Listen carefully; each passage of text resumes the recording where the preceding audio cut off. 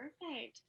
Hello, everyone. Thank you so much for joining us this afternoon. My name is Somi Rajashekaran, the creator of Buildupwomen Series. I want to do a huge shout out to Startup Canada, our partner, as well as Startup Women Community Fund, Sovereign Insurance, UPS, Inniskillin, EDC, and Scotiabank for supporting today's event. I will be moderating the conversation for the first hour, and the last 25 to 30 minutes is an opportunity for you to ask your questions or share your thoughts, your personal experiences. And you can do that by just using the Q&A box at the very bottom of your screen. Before we begin, I do want to acknowledge that I am virtually joining you from Ottawa, the unceded territory of Algonquin Anishinaabe people. So without a further ado, I am so incredibly thrilled and honored to be joined by these four inspiring agents of change in our nation. So please join me in welcoming Emilie Jabouin, who is the creative consultant, co-host at 21st Century Black. We have Greguyschka Félix, who is the founder of Brave Womanhood, leadership and human behavior expert. Mona Abow, who's the business coach, consultant, as well as founder, CEO, and podcast host of The Boundless Mindset. And last but not least, it's Lena Thibeh, co-founder of Abow. She's also the regional director of Black Canadian Affairs, Canadian Black Affairs, and Canadian Black Chamber, and client sales executive at D2L. Thank you for being here. This is Thank so you so exciting. much. So I want to just kind of kickstart this, and we spoke a little bit about this before we kind of launched this series. So reflecting on last year, so 2020, 2021, Black History Month was last month, and this month we were honoring and celebrating International Women's Day. So just thinking about that this year and what has happened so far, what transpired within this year, what is the one thing that you're most proud of? And what can be done better? So Lena, I'll start with you. That's okay. One thing that I'm proud of as far as my organization goes, as far as society goes, like, what do you mean? I would say as far as my organization goes, as far as Boss goes, the one thing that I'm proud of is actually creating sisterhood and community amongst Black women and women of color. In sales, it can be quite lonely to be a woman, and even more lonely when you are a Black woman or a woman of color within that sector and space.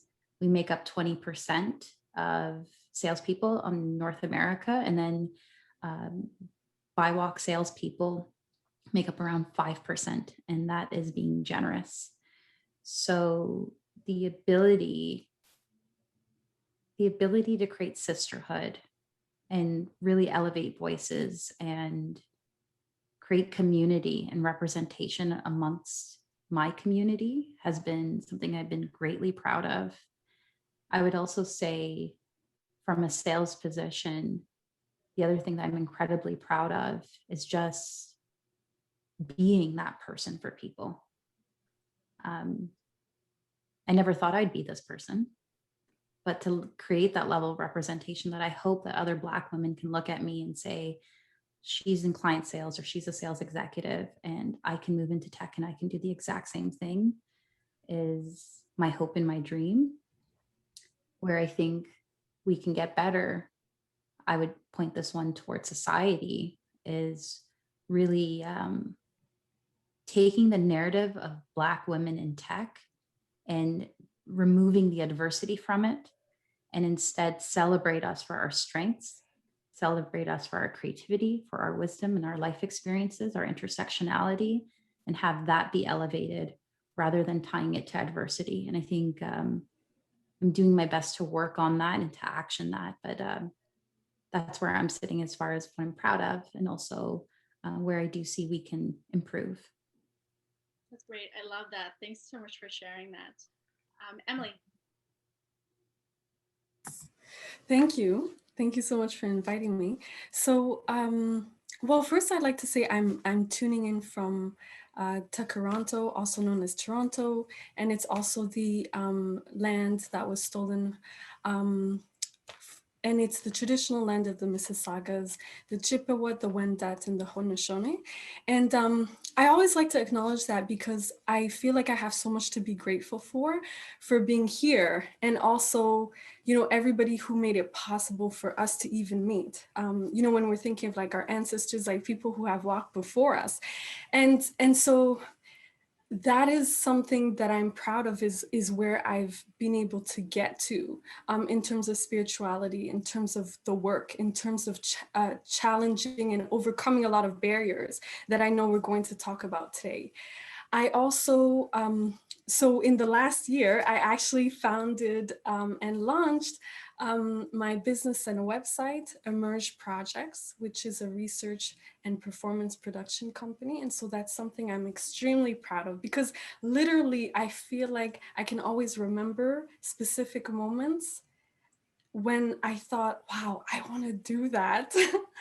And so, and when literally when the lockdown happened last March, and COVID started really making us all question how we were going to move forward, I just said, you know what, I had my first client then, and I said, you know what, I'm just gonna launch this. I'm just gonna start it. And so I worked with my first client, and then it's been a year journey to actually set up the website, which is now live, Emerge, emirj.ca.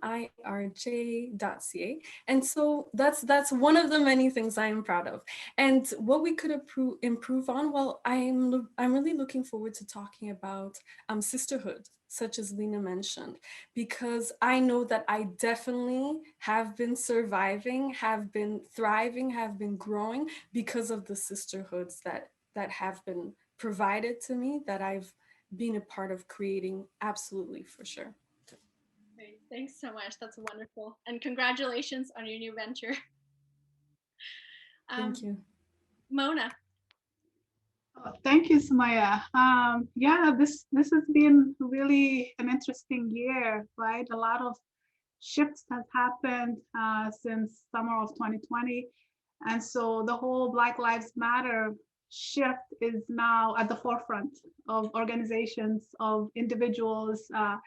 So because of that, the whole Black experience is now became something that we cannot ignore, right? Because of all the injustices that were happening, we kind of just reached the tipping point where we can no longer ignore it. And so for me, it's sad that it had to take this long and so many things had to happen, but I'm happy with where we're at and the shifts that are happening.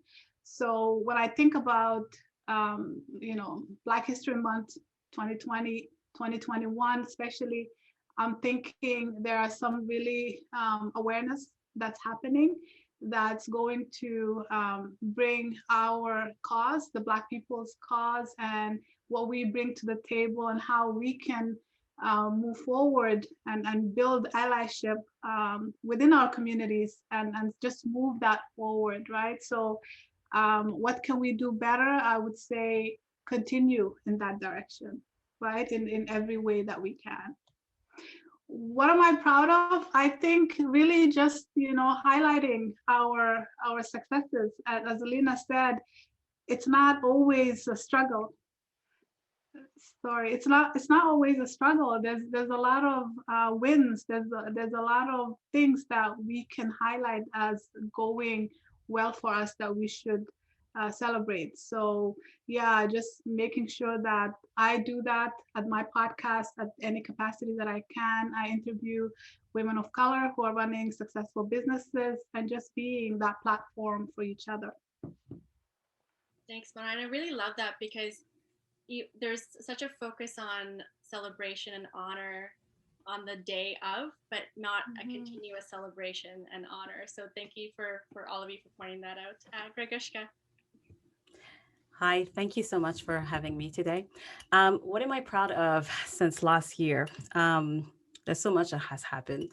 Our business has evolved a lot. And one of the things where it actually involved is to allow to create that connection. So a bit what Emilie, Lena, and Mona has said is creating that connection between those that are not in leadership or that want to be in leadership or even are in leadership but still are invisible.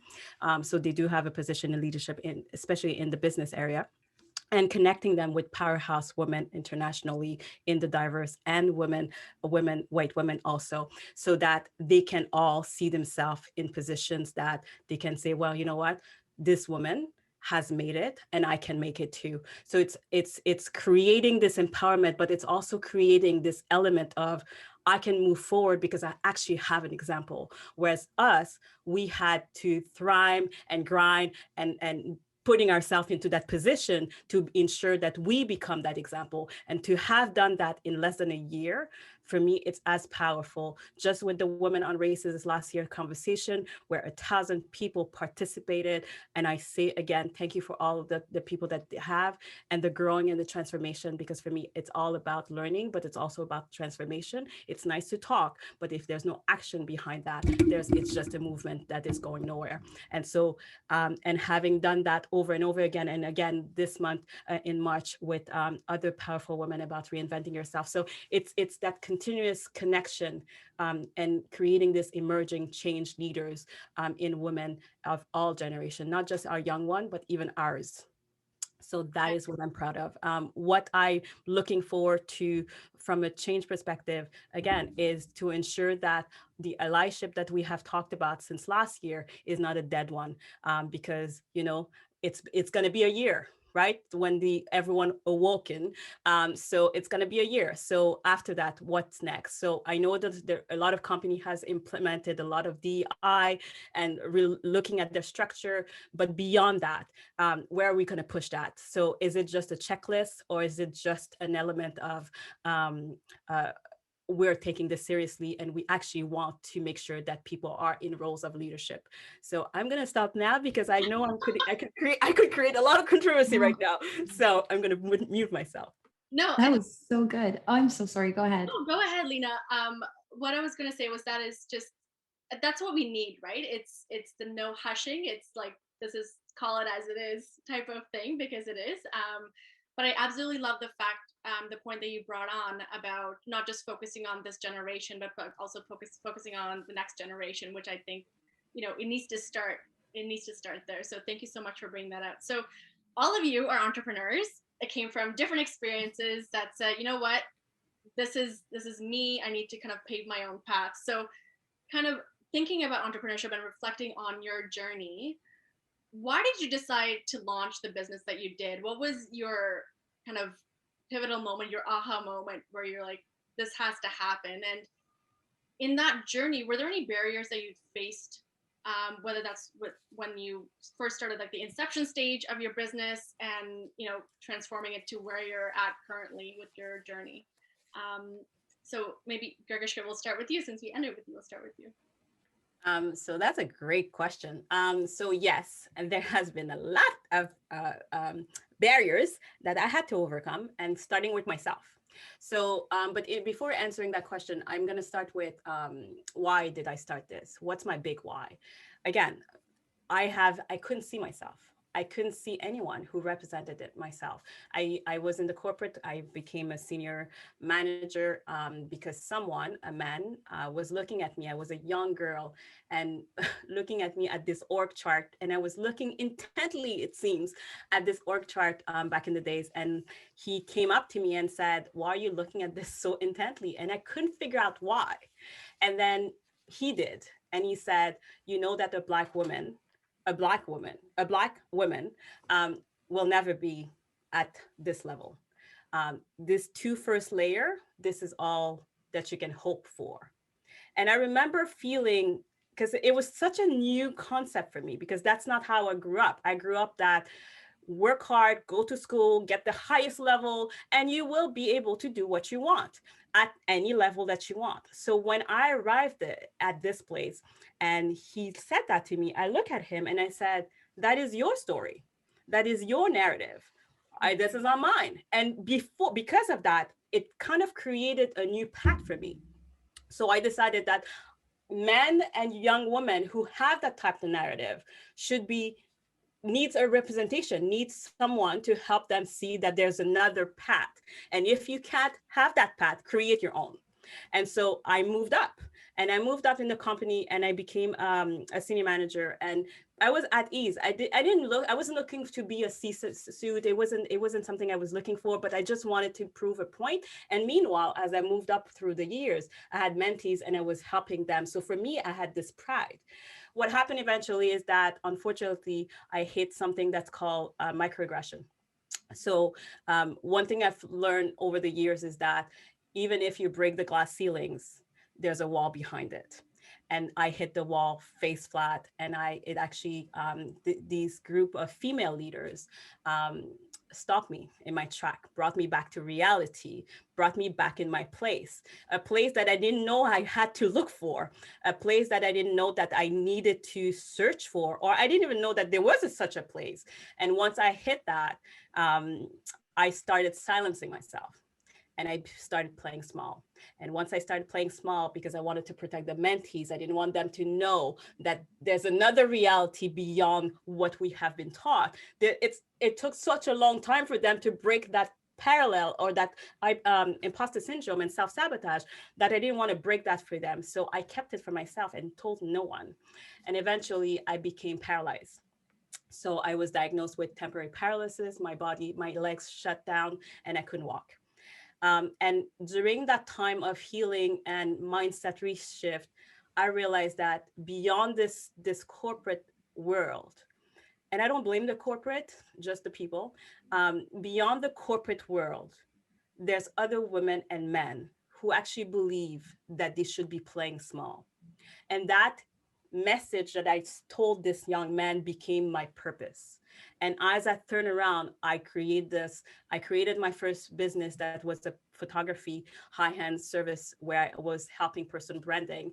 And then COVID happened, but I was already shifting, and I created Brave Womanhood and Lead Her to Success, where I'm helping women, mainly because they're the one who comes to me to achieve success, and to not just give them hope that success is for them, but to help them and educate them that success is yours if you want to. And so to answer your second part of question is that what type of barriers I had to overcome? Well, I had to start with me, because all these trauma that accumulated over time, actually, when you're in entrepreneurship, they actually hit you in the face, because now I had to start forgiving. I had to start letting go. I had to reframe my mindset, because I started realizing that, oh, I have to go to the 6, 7, 8 figures, because those are my clients. So, and I felt that I didn't know enough. I was not good enough. And all these fear that was created because of that moment in my life started shadowing my actions. So I didn't want to play big. I didn't want to be visible. I was playing. And the great thing about your camera, you're behind it. And once I was supposed to be talking, and I received awards, I started saying, well, I'm not going to talk about my awards. International awards. I was recognized twice. I'm not going to talk about them. I'm just going to wait, because eventually someone's going to realize that I didn't deserve it. So they're going to come and get it. So I started having all this mindset issue. And that's why I talk so much about imposter syndrome for high achievers, because usually that is when it happens. You're a high achiever, and yet you still feel that you're fraudulent. And as a Black woman, it's so much more, because we have the gender bias, we have the society, we have our parents or family and school, all this education that we program our brain to believe that we are supposed to be at this level. Yes, you could achieve, but you're supposed to stop at this level. No one told you that you could be at this level. That was not part of our broad upbringing. It was like our parents did good. They were middle class. My parents were high achievers, but it was like, you're supposed to stop here. Maybe a doctor, a lawyer, and so on and so forth, the big title. But beyond that, that didn't exist for us. So when I arrived to get to the beyond, my brain's like, survival mode, we're not going there, because we don't want you to go back into not being able to walk. We don't want you to go in burnout. We don't want you, like my brain was like, it's constantly reminding me of where I used to be. And how I got out of that, I had to reframe my brain. I had to say, for everything, I had to do a list of all the negative and all the positive achievement that I had done. And I had to counteract each one every time. And that's how I reframe my brain, and that's how I arrive where I am. Thank you so much for sharing your journey and being vulnerable, and that was just very empowering.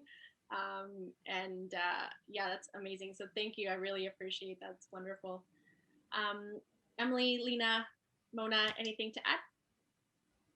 I think I'm just listening to you, and we're two separate people, so we have two separate life experiences, but there's so many synergies in the story of like being a high achiever. Like my nickname in my family has always been Labwa, the lioness. I've always been a high achiever, and you're so right about that aspect of feeling fraudulent. And the world can see your potential. The world can see the gold that's within you, but it's the fear of touching that. And then that leads to like the importance of mentors, and mentors who will guide you and really nurture you into standing in your own light. And then once you're in your own light, being so strong that you can then take your light and shine it on others. Right. Or the point that you had brought up of just about like navigating the corporate world, like how strong we have to be. And you have to outwork everyone. You have to out research everyone.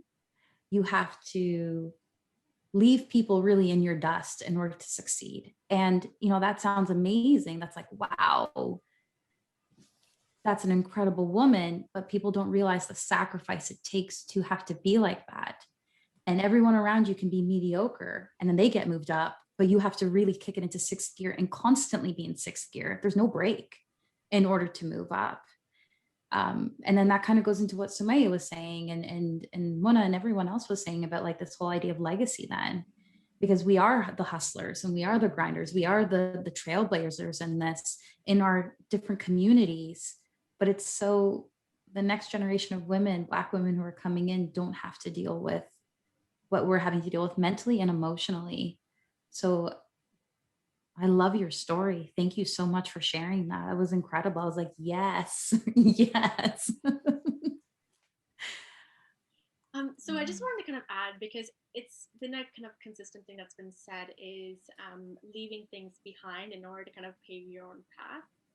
And it's interesting because I find that, all of you were working different roles before you kind of said, this is my moment. This is something I need to do for myself. And this is something I see where the gap and where the barrier is. And there's a need for this.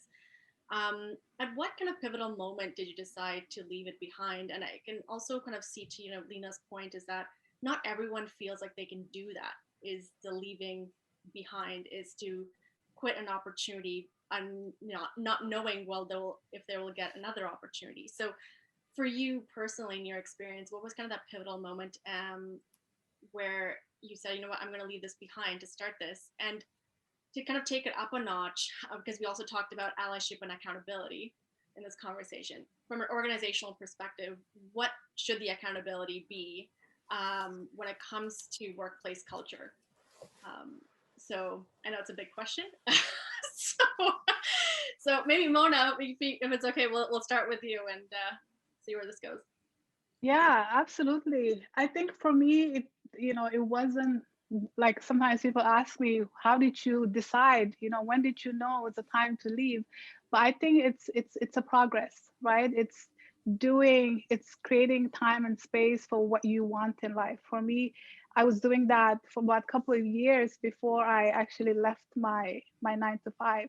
So the more I worked on it, the bigger space it took in my life, right? So I got to a point where everything else felt like a waste of time, right? So that feeling of always doing things when your heart's not in it anymore, I got to that point. And it wasn't really fair for me and the people that I was working with, because I can't just do something for a paycheck. I'm one of those people that has to have really that deeper meaning in what I'm doing and bring it 100%, because I was leading a group of people that relied on me to inspire them, to guide them. And if I wasn't in it fully, I couldn't do that, right? So once I reached that point, then I had to have a real conversation with myself and say, why are you staying? Because you see a different future for yourself. So why are you staying? And then it really came down to the paycheck, because yes, I love the job, but everything kind of has its expiration date. And so when you reach there and you don't act and you stay stuck, that's when the unhappiness comes in. That's when the resistance comes in. That's when you feel really you're paralyzed, right? So I really had to confront myself and say, you're staying for the paycheck. And once that became clear to me, then I had to really not reduce my life to that paycheck, right? So it was just too painful to say, okay, this is it.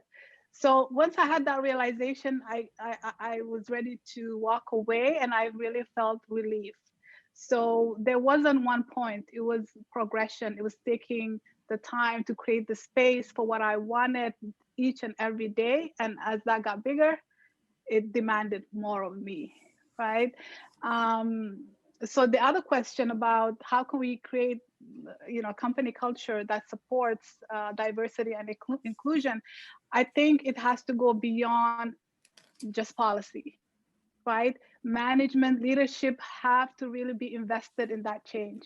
A lot of times it sounds good to put it on paper, but if the people that are running the organization really could care less, it's not going to happen, right? So they really have to ask themselves, do we really care about this? And if we do, what are we willing to do it? A lot of times it's left on us, people of color within that organization, to take on that responsibility. It's not my company. I'm part of it.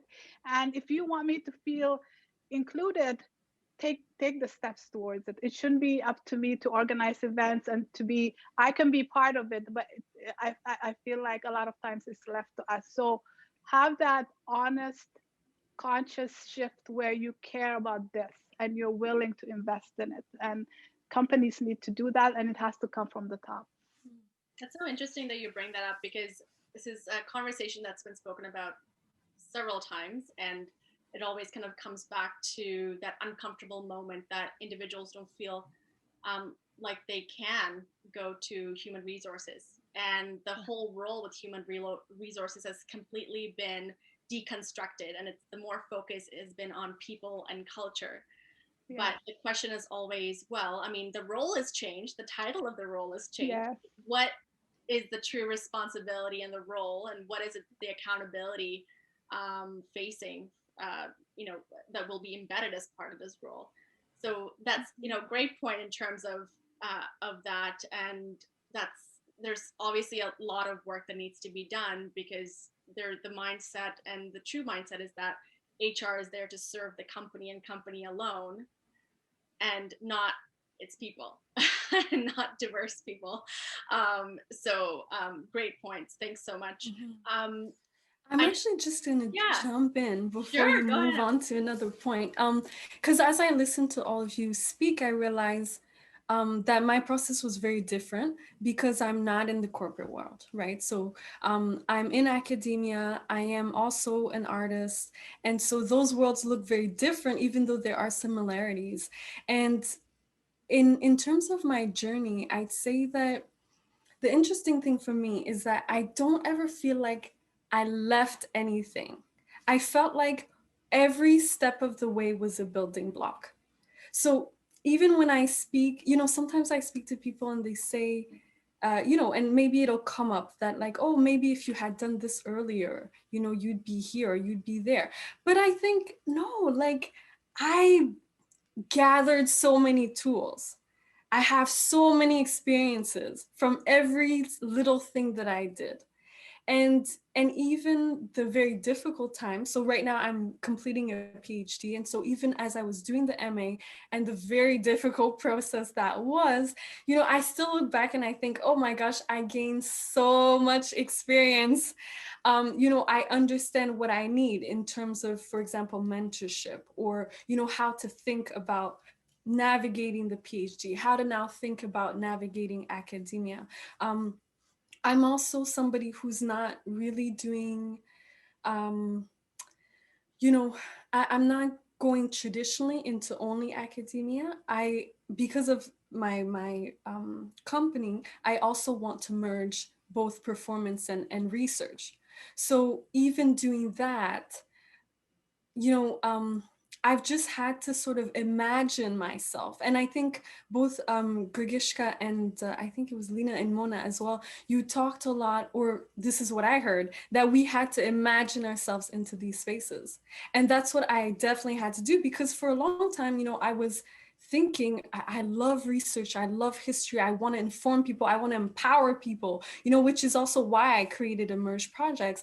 But I don't know, like, how am I going to manage? You know, how am I going to dance and train and get to a level of knowledge and understanding that will allow me to create and to perform? And how will I also have time to research and to, you know, hone those skills and go into the archives? And it just seemed, and all of the Black women before me who were either dancers or artists or performers and who are now in academia, I felt like they weren't quite doing what I wanted to do. So I had a lot of fears about, you know, is this even possible? But to be honest, yeah, like both you know, supervisors and particularly my co-supervisor right now, Dr. Cheryl Thompson, and you know, amazing peers like Black women in academia who have, you know, edited my work. We've discussed things, we've, you know, we've met either on Zoom or in person to like research and study and write, and you know, just a lot of people who we think similarly, and we've thought, okay, we have to change the culture. You know, we have to push and ask for Black professors in academia, or you know, or even as dancers, you know, there are a lot of dance artists who are saying, no, we have to ask to be paid properly and on time, and we have to understand the value of our work. So I think that there are structures in place, definitely, that continue to create barriers, but I find that the level where I'm at, in a sense, I've seen the ways in which I've been able to contribute to changing culture around what is accessible, what is not accessible, or how people view things. And so I always make it clear that yes, I'm a researcher, I'm an artist, not an entertainer. That's very important, because we can go on about, you know, all the connotations of that word. But yes, another thing that I actually wanted to say too is that the imposter syndrome is definitely about confidence. And I think, Greguyschka, you really nailed that one. It's about confidence. And I think that what really helped me through all of it was spirituality.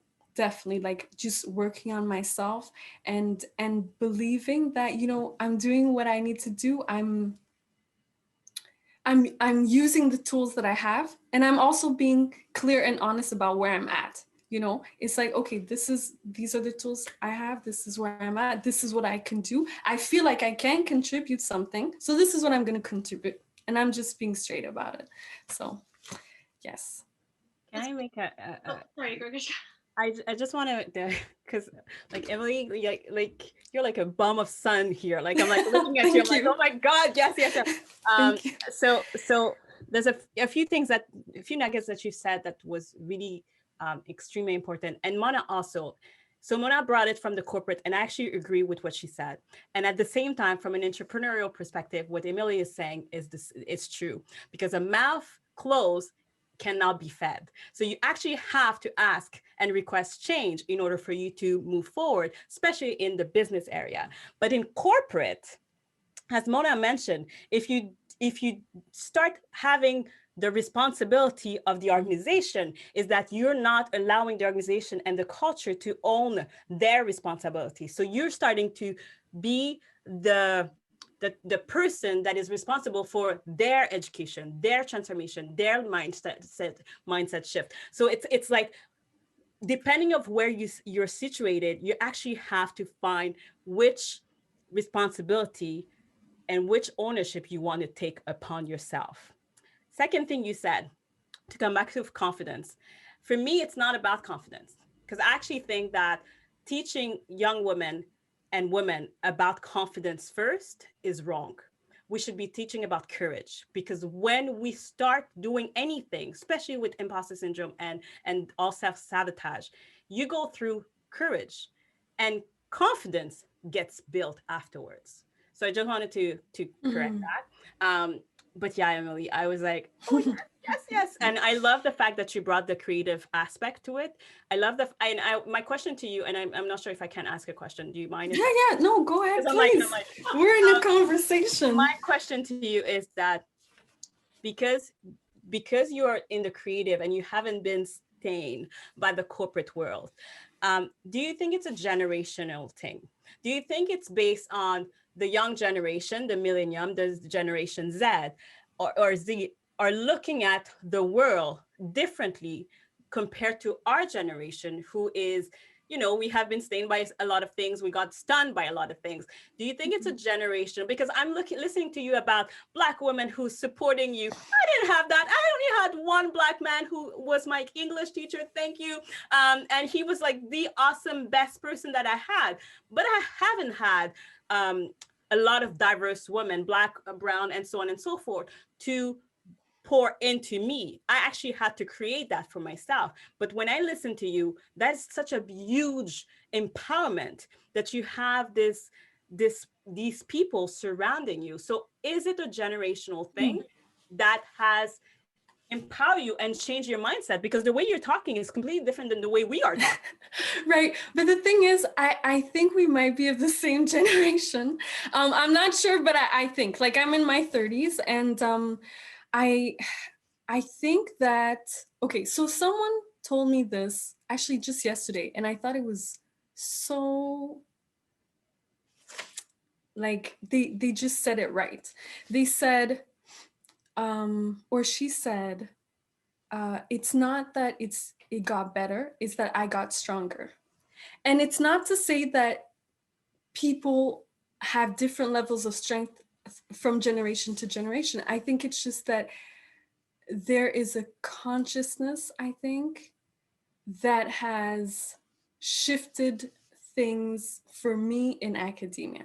And again, but that's the thing though, I feel like I have always, or oftentimes, gone to where I'm wanted and needed, and where I feel comfortable being. So I think the major difference between me and all of you is that I worked as I was studying.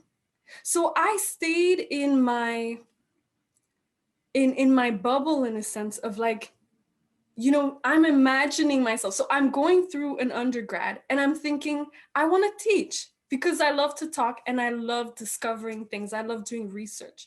Then, the undergrad ends, and I take a bit of time off. I start, dabbling into advocacy work and women's organizations. And again, I'm in this mode of a sisterhood, of um, wanting to change how things have traditionally done. Then I go into the MA, and I felt like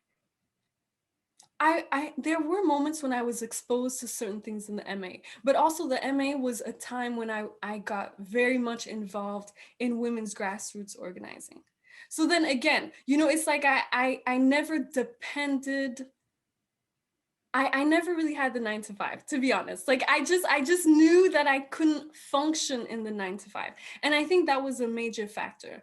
And then after, the MA was hard, but I had people telling me, but you have to do a PhD.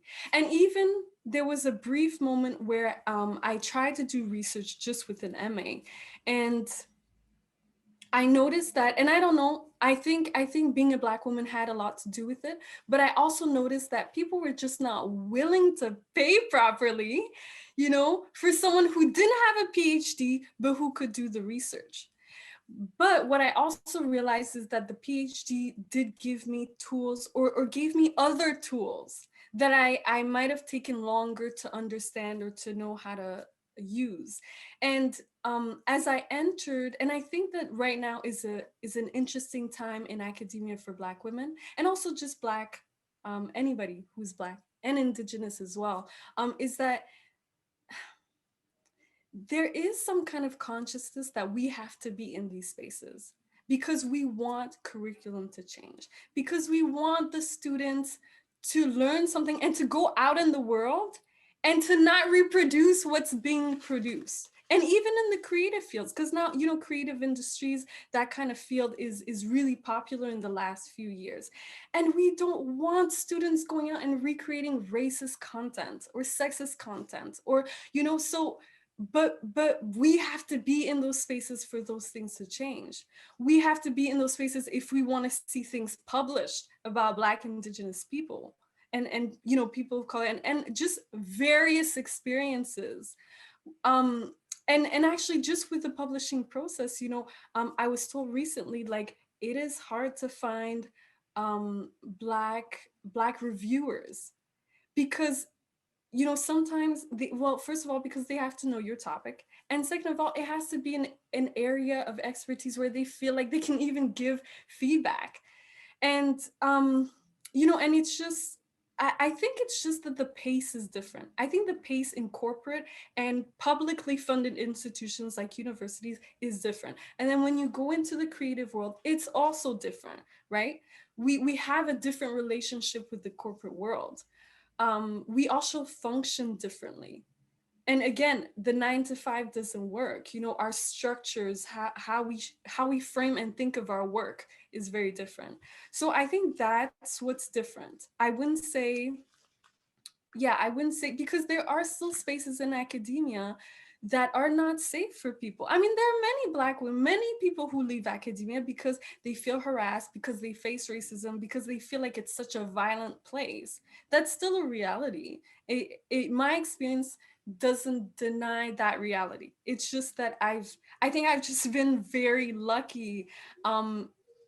Very lucky. I mean, even in terms of supervision, I started working with both my supervisors. You know, I had already started a couple years into the PhD.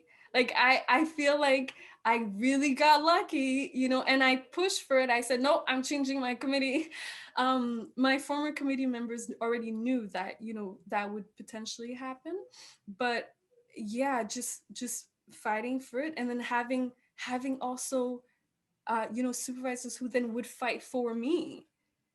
And I think that just comes, things are changed, like things have changed in the mindset of people, but I don't know how much institutions themselves have changed. I don't think the institution has Sorry, changed. Greguyschka, I just wanted to, because this is great. This is Oh, yes. awesome. I don't want to disrupt it. I wish we could just continue, but Yes. I think Lena just has a point to make, and before she kind of heads off, and then we are just going to move on, because I have so many questions, and I'm like, I have so many questions, because it's just a great conversation. But Lena, if you'd like to kind of comment. Sure. So I have a different mindset. I actually love the corporate world, specifically in tech. And the reason is because not necessarily tech or it being a 9 to 5, but because I'm laser focused, truly and sincerely laser focused on creating what Beyonce and Jay-Z have done in the States, but in Canada, creating Black wealth, creating and supporting Black excellence. I do not care about personally. I'm not a spiritual person. I'm not like, the way I level up is I read, I take that information, I implement it, I make it actionable, and then I'm consistent with it. For me, that looked like reading books on habit training, rewiring neural circuitry, reading books on how to conquer imposter syndrome. It was books not demonizing white people, not demonizing the corporate world, but teaching you actually how to navigate. And that meant learning how to network. I'm all about skills, not necessarily emotions in that way. Feeling-based person, I'm a feeler for sure, 100%. So Maya can attest to that. However, it's like my goal is to build that socioeconomic ladder and to actually get Black women into the corporate world. So that requires me to be a change maker within the corporate world. starting a diversity, inclusion, and equity podcast within the company I work for, starting the first BIPOC employee group, employee resource group. And I take great pride in that, actually. It's not something that I think, oh, this is my responsibility, I hate it, I'm miserable. No, I take so much pride in it because I know that there's other Black women and other Black people coming in who need these resources. But that also required me to be very intelligent and very strategic in the way I moved. No emotions. It was calling people out, but also building champions within the organization. White, Black, Asian, I didn't care. Everyone was going to be my best friend. And because of that, anything I propose gets through quite easily, right? So a lot of the times when we're talking about, you know, the corporate world or whatever it is, it's awful, it's this, it's that. It's like, no, it's not actually. It's about how you navigate, how you strategize, and how you build yourself as a woman. I call myself a Titan, and I am very proud to be a Titan. Nothing can break me, nothing can bring me down. I've worked in door-to-door sales, knocking 100 doors every single day, rain, shine, snow. I've dealt with sexual harassment in the workplace, being the only woman on a sales team from here to Toronto. That builds thick skin. Like, you try to bring me down, you can't. And if you tell me I can't do something, watch me do it. And I think that mentality and taking that and what I call creating the Beyonce move of just going low key, winning, and then all of a sudden you're winning big and everyone sees it, is how I personally move and how I teach my mentees how to move. Because we can sit there and complain about things and say, this is awful, this is terrible, blah, blah, blah, blah, blah. That doesn't really do anything. It's just complaining, it's just words. How are you going to take that, though, and actually build that socioeconomic ladder so we are wealthy, so we can create think tanks, so we can influence government, so we can influence lobby groups and actually change the system? But we can't do that if we're constantly siloed on the outside, pointing fingers and saying this wrong, this is wrong. It's us needing to be in places within the capitalist structure everywhere and being strong enough to say, you will not bring me down, but I will bring everyone with me, and creating a new level of ancestry. Just like Maya Angelou says, like, we enter a room, we bring our ancestors with us. This is my ancestry wall that empowers me every day because I don't need another person's validation. What I do need, though, is for us to be wealthy, for us to be the people at the table. And if they won't give me a seat, as the great Beyonce says, I will chop down the tree and I will build my own table. So I just want to say that as a counterpoint to the demonization of kind of capitalism and corporate culture, because no, it could actually be quite beautiful and quite empowering and quite amazing, but it requires strategy, sheer willpower, courage, vulnerability, right? Vulnerability to share stories, right? And the ability to be very laser focused on the goal. And my goal, again, is Black wealth and Black excellency. It's nothing beyond that, because that's what I can control and what I can create. Thanks. So glad you brought that up. It's just, well, first of all, yes, awesome. So many great points from all of you. And I want to kind of bring this back to the beginning, right? To the beginning of, for example, when a person says, you know what, I want to go into entrepreneurship. And what is like, and then there's already such a difficult time accessing funds for people of color, accessing resources, accessing mentorship. And there also, and also with COVID-19, the pandemic, those those barriers amplified 10 times. And it's not new news. It was news that was just amplified, right? So our nation, with the pandemic being hit and with primarily a lot of small businesses and startups that have been owned by people of color, have been incredibly affected during this time because of the lack of access to funding and lack of access to grants and supports. How should we as a nation really kind of push to really restructure in the way that people can access, people of color, Black women, really access funding and access these resources? So as to Lena's point, that wealth can be built.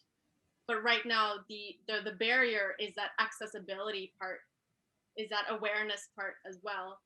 So I guess, Lena, if that's okay, we'll start with you because I know you have to get going in a few minutes. So, okay, awareness.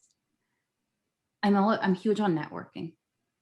So I know that so actually, all of you have brought up like how important it was to like connect with Black women. Well, I did connect with my mentor, now business partner, a year ago. That was life-changing. So what she has taught me how to do is network within the community, and through that build many champions, both. I'm trying to say this without like fully letting the cat out of the bag with what's to come. To access and build wealth, what I am teaching people how to do is to network. And that means leveraging tech in some ways. I'm a huge proponent of Vidyard. It breaks through the noise so well than just sending someone a LinkedIn message or an email, and getting on people's calendars and just talking to people, being very clear of who you are, what you bring to the table, how you can benefit them. And then as women, we struggle with this, but how they can benefit me or them, or like by them, I mean our community. With these conversations, I have seen a transformation for Boss happen. And I'm very excited for 2021 and what's to come. But it came through quite literally networking, getting on Somaya's radar, things like that it was just, and the ability to amplify a voice. Then it becomes my job and my responsibility, though, to then amplify the voice of my own community and my mentees, right? To teach them how to do this, get them standing in their own light. And then from the standpoint of sales, and I always go back to it because that is my passion, my baby, the love of my life, is teaching them those skills. Because sales and entrepreneurship are the fastest ways to actually become millionaires. Now, I'm not saying that's what I want for myself, but it's the idea of that wealth piece again, right? So, which is the foundational piece as to why I really started Black Women of SaaS Sales, was to get that level of enablement. So it's a two-pronged approach of teaching about confidence, which then in turn teaches women how to network and network confidently, and then teaching them the actual skills, because you're always selling. Selling is not just selling software or selling whatever, it's selling yourself, selling your businesses, your nonprofit organizations, and building that way. I will say it's not overnight. It is a slow process, but really the way I see it is like anything that is worth building and worth gaining a legacy is going to need to be a slow process. There are a ton of organizations, I won't name, but that are icing but no cake. They look great on the outside, great. And then you cut in there and it's just hollow. So I think to build that level of legacy and that level of wealth, we really need to focus on the cake first. We're about the icing later. I don't know if that answers your question. I hope it does. No, it's great because part of it is also one of the things that was introduced recently because of the lack of funding for Black-owned businesses and startups was the Minister Ng not long ago announced that create the Black Entrepreneurship Program National Ecosystem Fund, and also the Knowledge Hub, to gather that data and really kind of understand what the critical gaps have been identified within communities. So I was also kind of looking at it from that perspective, is that kind of the right move? Okay, so I'll speak to that very quickly, and then I have to go to a client meeting. So my mentality is I don't focus on grants. I don't focus on any of that, because we can build wealth without having to rely on the government.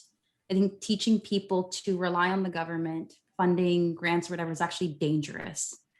And it takes away from the empowerment of actual having skills to network, to sell, to grow. So that's but this is a personal take. I'm not saying that this is for anyone at all, or that anyone should follow my recipe. It's just how I view it and how I navigate and how I teach how to navigate. Just so I'm not offending anyone. Thanks, Lena. I appreciate it. I have Also to go though. for- Thank you so Yes. much for Bye, having me. Lena. Absolute pleasure. You're all such beautiful human beings, and I feel so honored to have the time with you today. Thank you so much. Thanks so Thank much. you. Take care. Bye. Bye. Emilie, Mona, any thoughts on what I just said?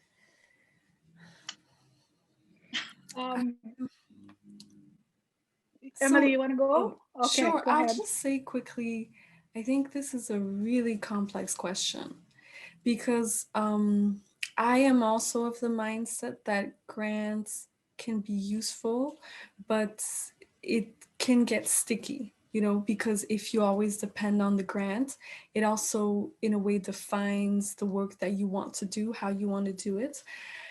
But I also think that in the process of, for example, in academia, in the process of actually accessing funding for a specific research project, it relies so heavily on people deciding if they think this will, this will like be doable, even though you're applying saying it's doable and it's necessary.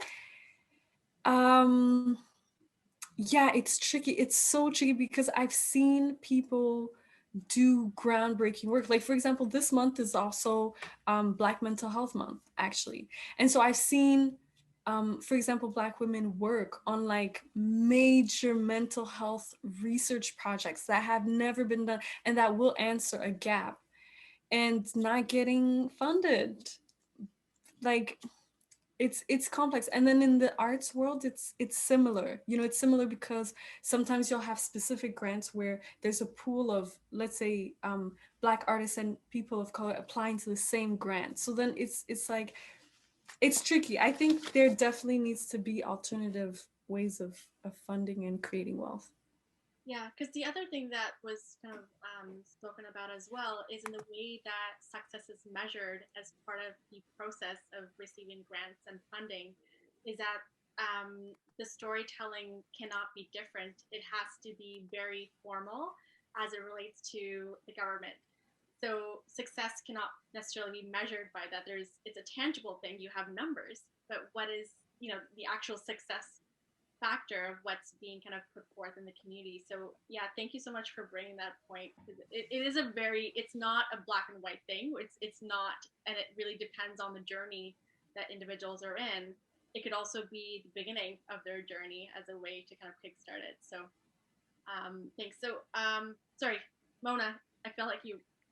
Yeah, I just wanted to add, yeah, I agree with Lena and Emilie. I think it's important for the government to recognize that there's a need for them to support in this area, right? There's been discrepancies. Black people have been discriminated against in so many different fields. So for the government to say, okay, now we want to shift in the other direction and support that, it's a good thing. But from an individual perspective, you have to take ownership in your success, right? And I love what Lena said, network, talk to your people, ask them what they could do to support you, just pick their brain.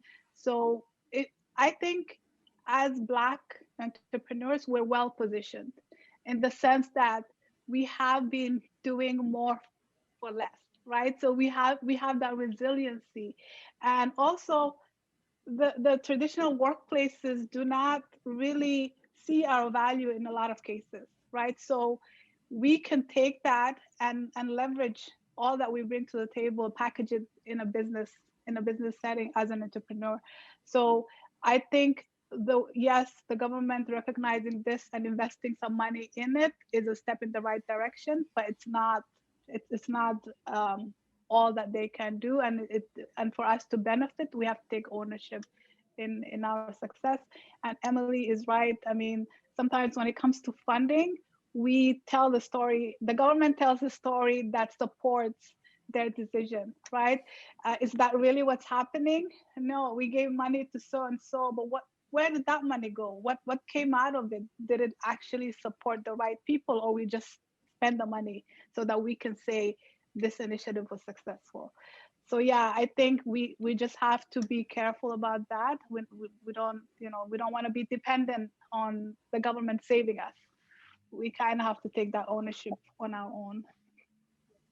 Yeah, no, that's an excellent point, because there is that dependency as well, and which kind of comes back, which enables our progression and empowering ourselves. So that's a great point.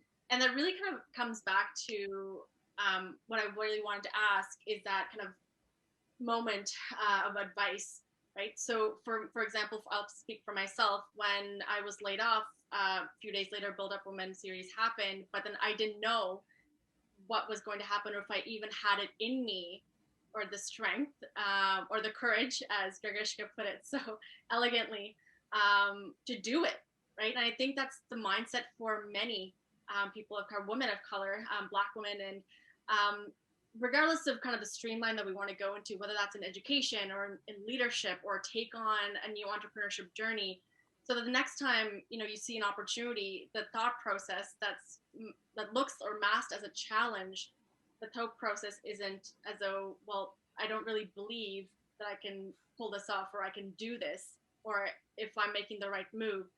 So what would you recommend, or what would you say to replace that doubt with in one's mind? Do you mind if I answer just No, before go I ahead. forget? Yeah. Because I know Greguyschka hasn't spoken yet. But so there are three things that come to mind. So, well, Greguyschka said courage. I think that's very important. And then Lena mentioned consistency, and that also has been the lifesaver in my journey, consistency.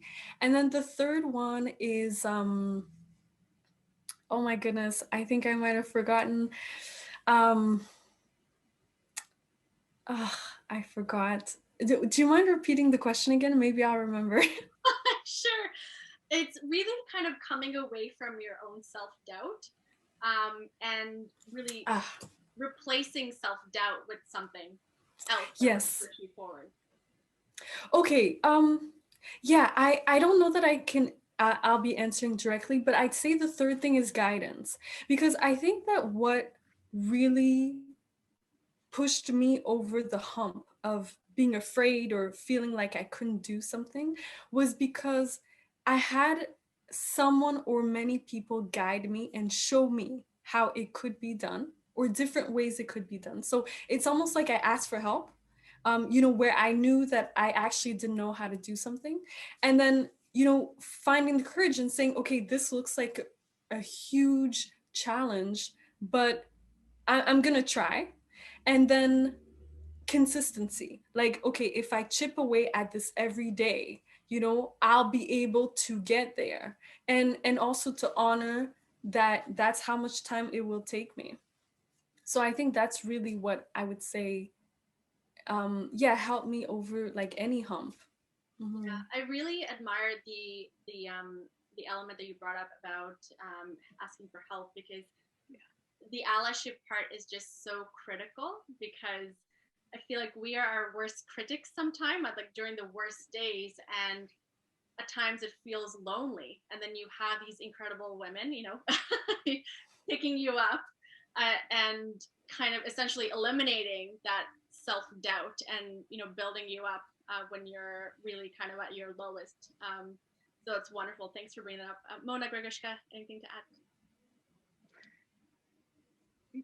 Greguyschka, you want to go? I know you haven't said. Okay, so I just want to say quickly, like all the stuff you mentioned, courage is needed, consistency, guidance. Those things are key to get you where you need to go. One thing I want to mention is, sometimes it's the pressure to be best at something, right? When we're looking at something from far, it looks big and complicated, right? So we get we get scared because we feel like we can't be good at it, we can't be best. So one thing that helps me personally is to not think of myself as being best at anything. I'm not best at anything, but I have something to share, right? So it's not about me It's not about how great I am or how I can be better than this or that. It's about I feel within me that I have something to share. And in honoring that, I'm going to take that step forward. Right. So it comes from a deeper place that it's, and with no expectation, right? With no, when I say expectation, I'm talking about outcome, right? So because the biggest thing is really just doing it. Because once you do it so many times, it gets easier, and the outcome as a result gets better, right? So just focusing on the doing, taking that step, and taking the focus away from you, knowing that yes, I'm not best at anything, but as a human being, I have something to share, and I'm going to let that guide me, and I'm going to honor that. So yeah, that's what I would add, but everything else kind of goes with it and supports your journey, the courage, guidance, right? What else? Consistency. That's really part of the ingredients. Greguyschka so patiently. Okay, it's a great conversation. I'm gonna piggyback on both Emilie and Mona, and even when she said something and I'm gonna address the allyship aspect because I think the girls, everyone else has answered the first part of your question. I would add two aspects from the allyship perspective. So yes, we need mentorship and we need network. One of the things that whether you're in entrepreneurship, mostly entrepreneurship, but even when you are in a corporate world, there's something that often comes is isolation. And so when you spoke earlier, so Samia, about your journey when you were let go and then you were faced with the reality of now what, and then you had this great idea, build up, you created Buildupwomen and so on and so forth, but that journey is very lonely, right? So you're still feeling the I just got let go, I like have no job, and yet you have the passion of building something meanwhile to occupy your mind, right? So that actually helped because you're still continuously moving and you're not like stuck into your mind of, oh my God, I don't know where was the next paycheck coming out. So we have not been brought up to stay alone. We have been brought up to succeed together, right? So the sisterhood earlier, we talked about networking, building and creating those building those relationship in every single area of our life. I often say that when we raise children, we need a village. So when we create womanhood, we need a village.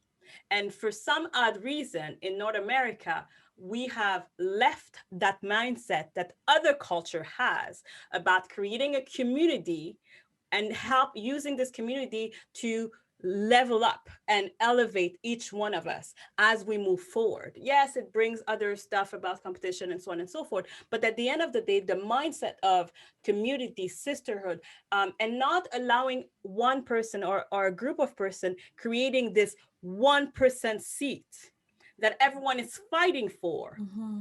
And then everyone divides each other for it instead of like, hold on a sec, there's one seat. Who is the best person to take that seat? Let's help her get there. And you, person who is in that seat, how can you help everyone else elevate the status of each woman? So the answer is there's two parts. The first is ensuring that we have the network and the mentorship.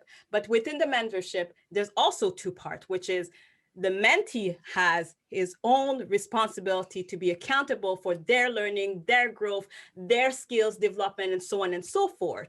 And at the same time, the mentor has the responsibility to learn and create empathy, understanding how the mentee's life and reality has impacted, influenced, and their decision making, their mindset, the way their emotions, the way they're perceiving things, because we're all different. So your story is different than my story, whether we're Black or not. It doesn't matter. We all have different stories. But the mentor, especially if you're seeking for a mentor that is white, hey, why not? A man mentor who has find a way to get to that position and they have access to the position. They could actually tell you that I'm going to give you this position based on your skills, not because, I need to do a checklist because of DEI nowadays.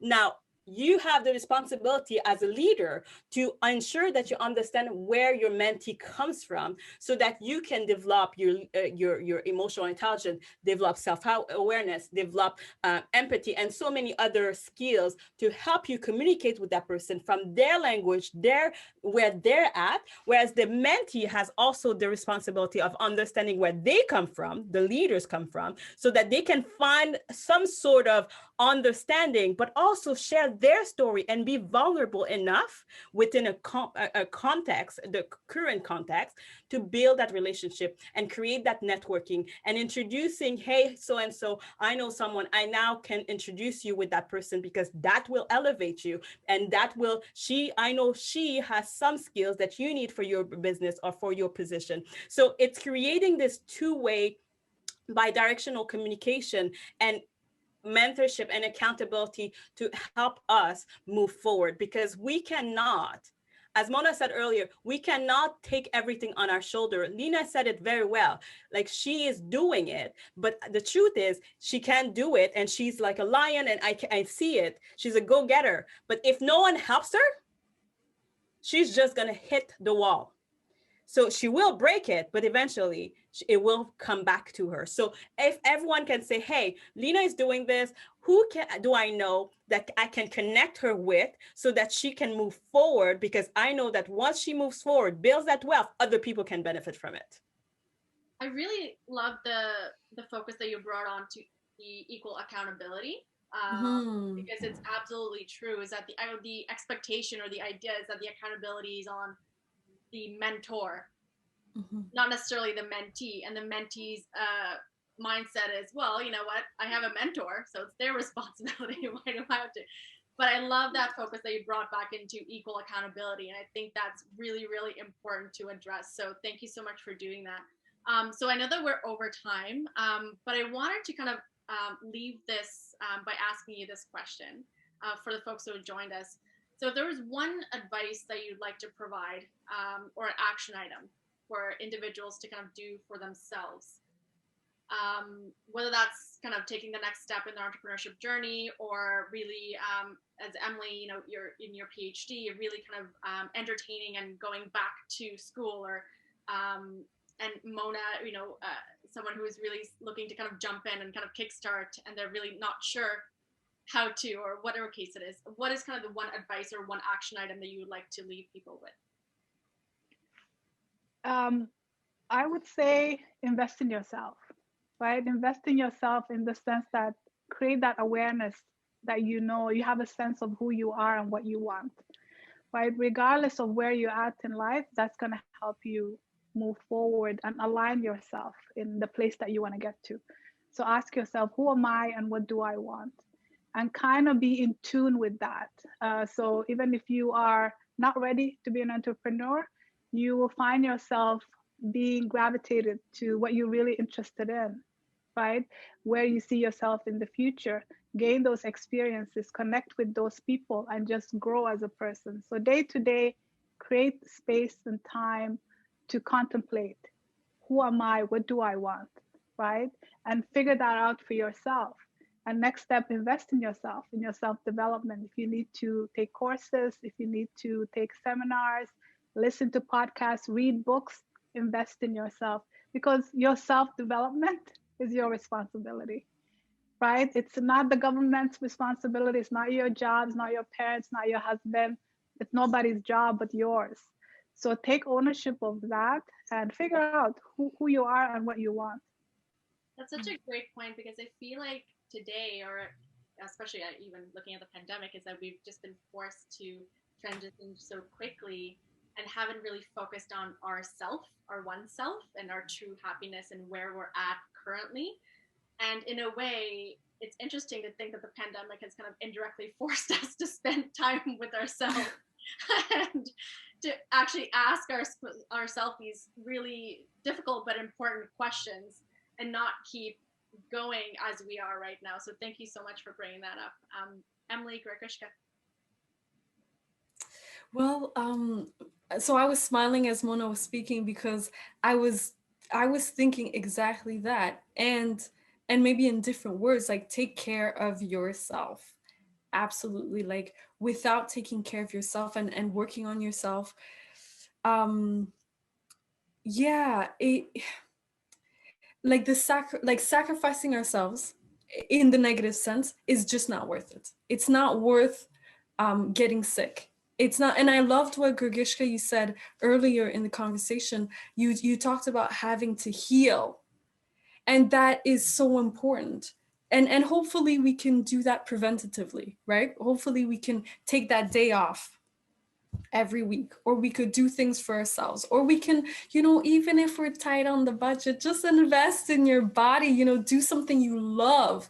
And I think that's also what allowed me to continue to dance, or to come back to dance, even though, a lot of people will tell you you're not making money. Okay, I'm not really, but it inspires me, it feeds me, it's like I'm reconnecting to myself, and I'm able to create, and it propels me in terms of my research. Like, there are so many times I made these fire connections, between what I do in my dance, the process I have in my dance, and then putting it into research and saying, yeah, that's how I'm gonna get to this information, and these are the connections I'm creating in research, because I've made those connections in my body, or I've made those connections through the research process of dance.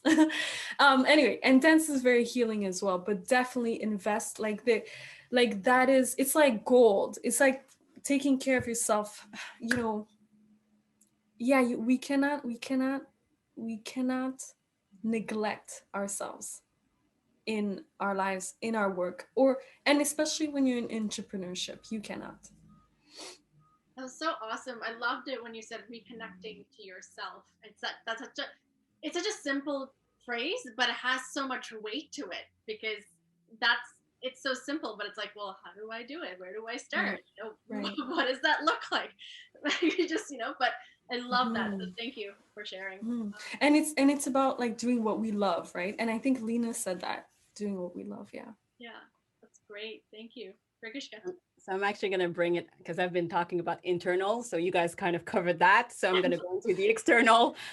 So for me, it's owning your voice, stepping into your power, and stepping into your leadership. And when I speak about power, I'm going to break it down to power, possibility, opportunity, wealth, wellness, excellence, and personal responsibility.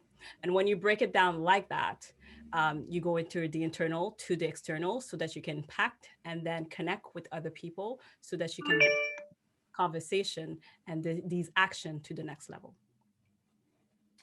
Wow. Amazing. I feel that this conversation has been so incredibly energizing, to say the least. But it's just been wonderful to hear about each of your kind of personal journeys and experience, whether that's in academia, in entrepreneurship, in your personal journeys. So thank you so much for sharing your story on a public platform. So it's not easy, it's not normalized.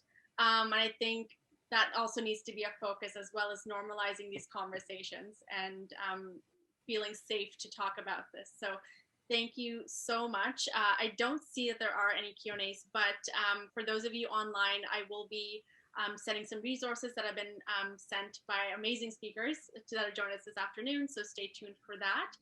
But other than that, thank you again for saying yes to this wonderful conversation. I myself have learned so much, and for just being vulnerable and blunt, and and just straight to the point, and not and voicing your true opinion. So thank you so much, and I cannot wait to see where you take your incredible ventures next. So thank you. Thank you so much. Thank you for having us, and thank you for all the people that attended. Thank you very much. Yes. Thank you.